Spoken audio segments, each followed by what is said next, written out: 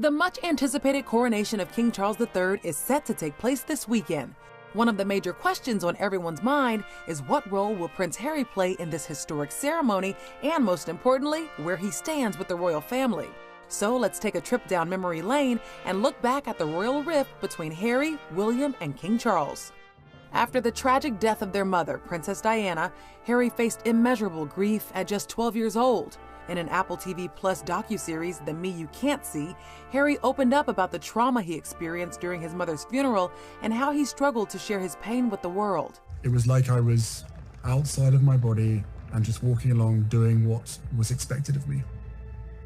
Showing 1/10 of the emotion that everybody else was showing. In the docuseries, Harry also admitted he was angry over his mother's death and the fact that there was no justice. He revealed he eventually stopped thinking about it because it was too painful. What's the point in thinking about something sad? What's the point in thinking about someone that you've lost and you're never going to get back again? And I just decided not to talk about it. But yeah, was anybody talking about it around? No one was talking about it. With Prince William destined to be the future king, Prince Harry became the brother with the bad boy reputation. Headlines of his partying ways, ex-girlfriends, and rumored flings dominated the press around the world.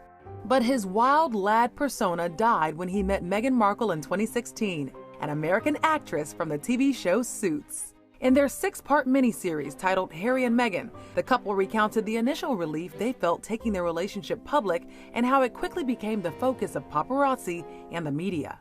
Harry says other members of his family failed to support the couple when Meghan, the first mixed-race member of the modern royal family, faced racism. As far as a lot of the family were concerned, everything that she was being put through, they had been put through as well.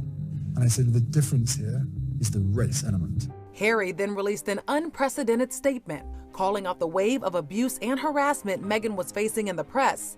The attention and headlines continued, many with racial undertones.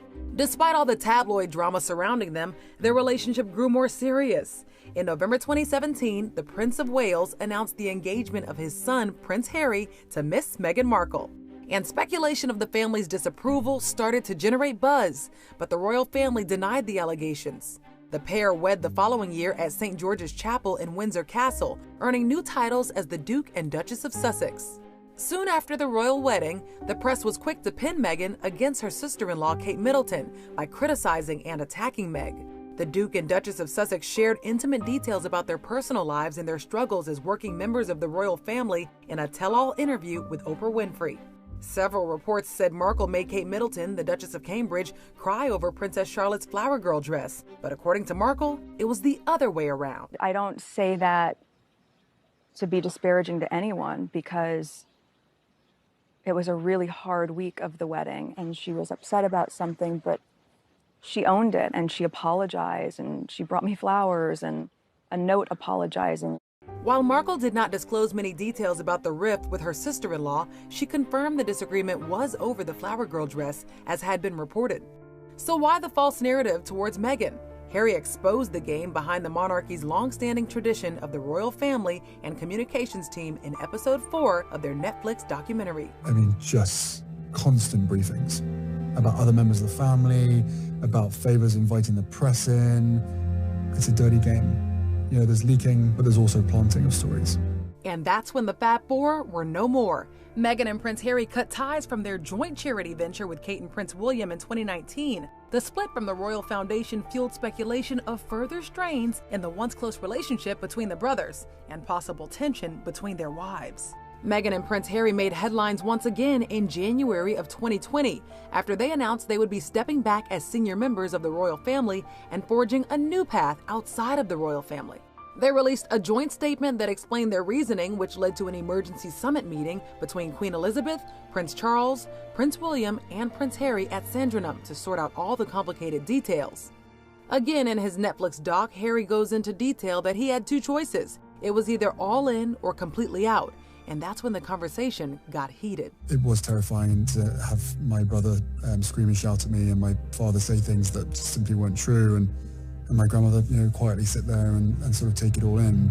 With the wedge growing between Harry, William, and the British press, the couple was left with no choice but to officially bow out as senior royals. So they embarked on a farewell tour of 5 engagements in 5 days, but tension was on full display during Meghan and Harry's final appearance with William and Kate at the Commonwealth Day service. Harry revealed in episode 5 of their Netflix doc that they were nervous seeing the family because of all the TV cameras and the distance that had grown between them. So much of how they operate is about what it looks like rather than what it feels like. And it looked cold, but it also felt cold. After more than a year of not speaking to his family, on April 2021, Her Majesty the Queen announced the death of her beloved husband. His Royal Highness Prince Philip passed away peacefully at Windsor Castle.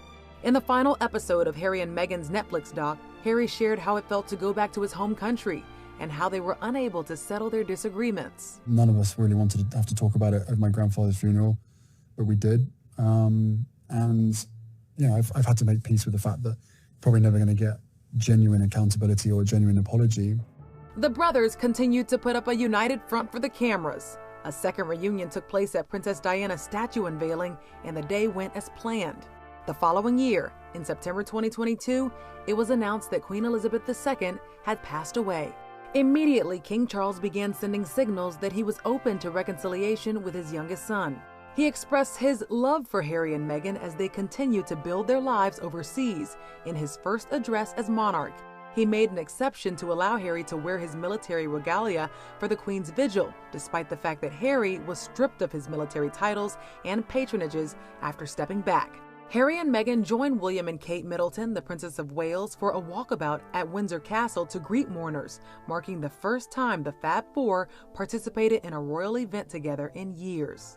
But Harry confirmed in Spare that his relationship with his father and William was tenser than ever at the time of the Queen's death, and it did not bring them closer together.